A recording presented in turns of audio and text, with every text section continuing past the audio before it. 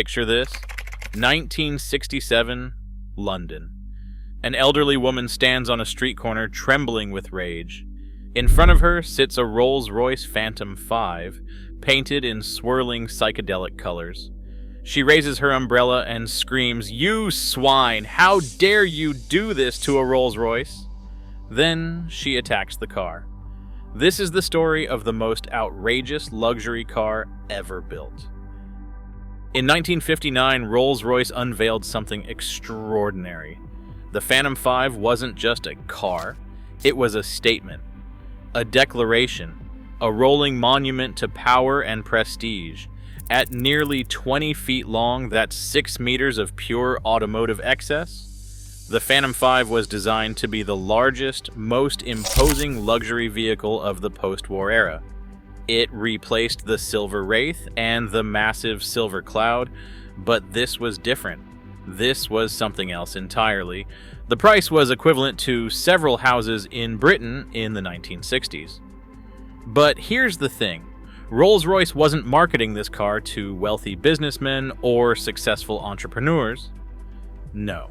The Phantom Five was built for a very specific clientele. Heads of state, royalty, dictators, rock stars. The most powerful and famous people on planet Earth. If you were just rich, you couldn't even get on the waiting list. So, what made the Phantom Five worth more than a small estate? Let's start with the heart. A 6.2-liter V8 all-aluminum engine. This was radical. Rolls-Royce had built their reputation on smooth, whisper-quiet, straight six engines. But for the Phantom Five, they needed something more powerful, something that could move nearly 2 tons of hand-built luxury without breaking a sweat. When journalists asked about the horsepower, Rolls-Royce gave their legendary response: adequate. That was it. No numbers, no specifications, just adequate. Industry insiders estimated around 200 horsepower, but Rolls-Royce never confirmed it. A gentleman, after all, does not discuss such vulgar details. The chassis was a massive perimeter frame that allowed custom coach builders, primarily James Young and Park Ward, to create completely bespoke bodies. Every Phantom Five was unique, hand-built, one of a kind, and it came with features that were revolutionary for the 1960s. A 4-speed automatic transmission and power steering as standard. Try maneuvering 20 feet of steel without power steering, and you will understand why this mattered. Now let's talk about the most famous Phantom Five in history.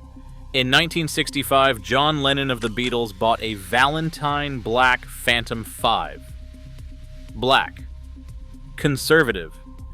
Exactly what you would expect from a Rolls-Royce. But Lennon was not interested in exactly what you would expect. First, he customized the interior. He added a floating record player, a custom sound system, a television, a refrigerator.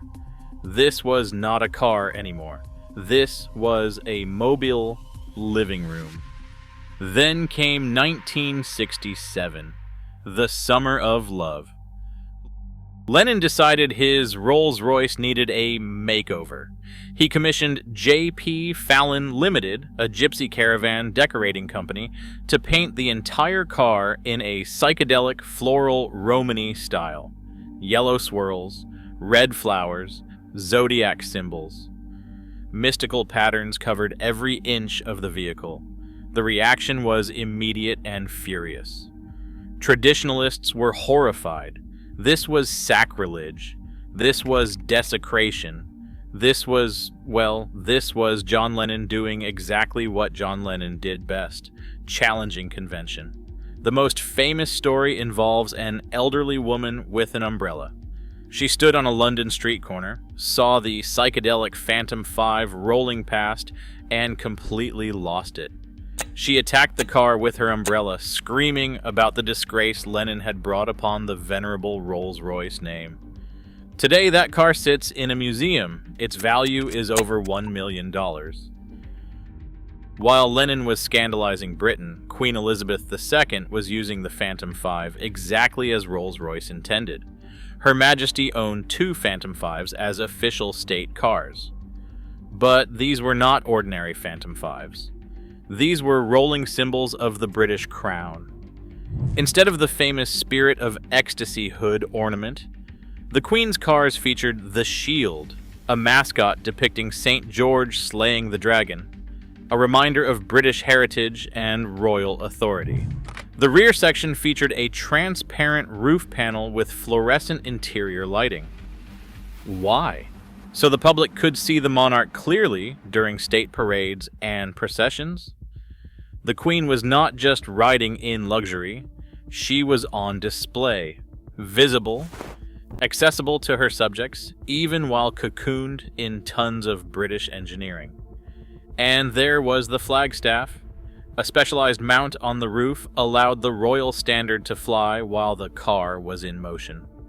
When you saw that flag fluttering above a Phantom Five, you knew. The Queen was inside. These cars served during some of the most important state occasions of the 1960s. They were not just transportation, they were mobile thrones. But what was it actually like inside a Phantom Five? Imagine settling into the rear compartment. The first thing you would notice is the privacy partition, a thick glass screen separating you from the chauffeur, operated by a silent electric motor.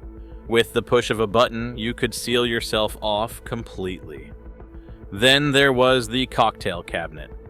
Nearly every Phantom Five featured a wood veneered bar, complete with crystal decanters and silver-rimmed glasses. Traveling from London to the countryside, pour yourself a scotch.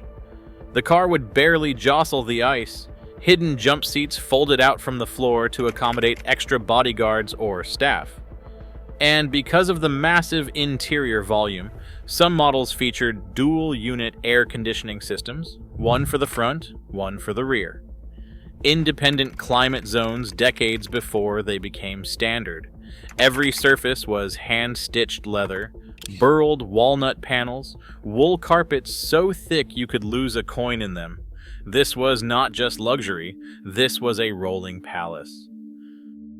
But the Phantom Five had a darker side.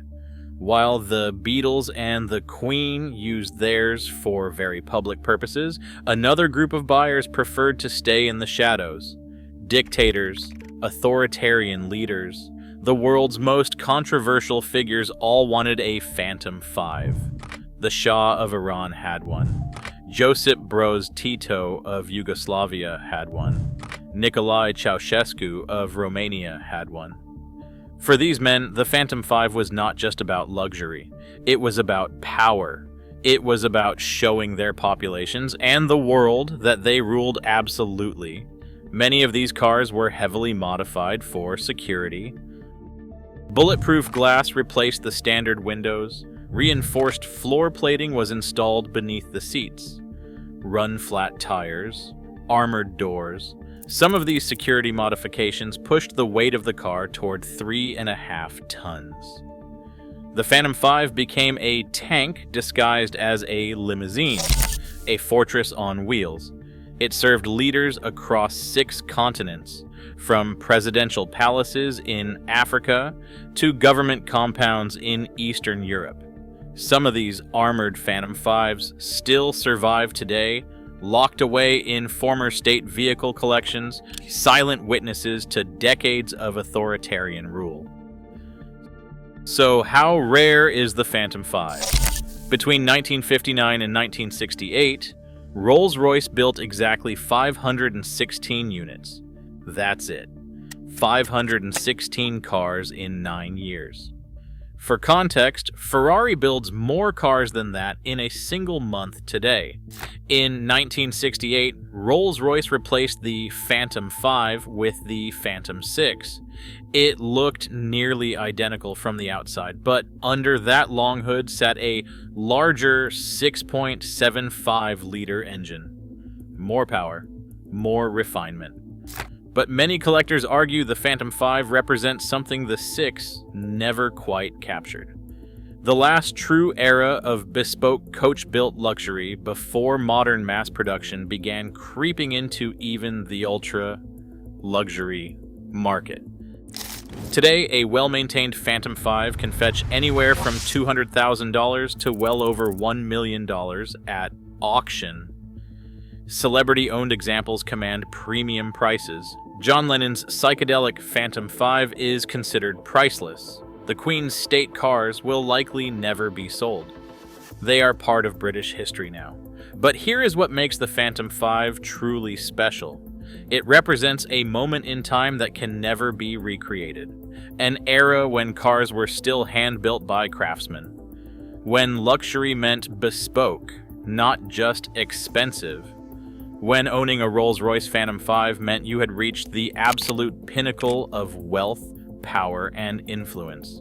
You could not just buy one, you had to be someone. And for 9 years, from 1959 to 1968, the Phantom 5 was the ultimate symbol of that status. The car that royalty, rock stars, and dictators all agreed on. The car that sparked outrage when painted psychedelic. The car that carried the Queen through London. The car that defined automotive luxury for a generation. The Rolls-Royce Phantom 5. Adequate power, unlimited prestige, and a legacy that still echoes through automotive history today.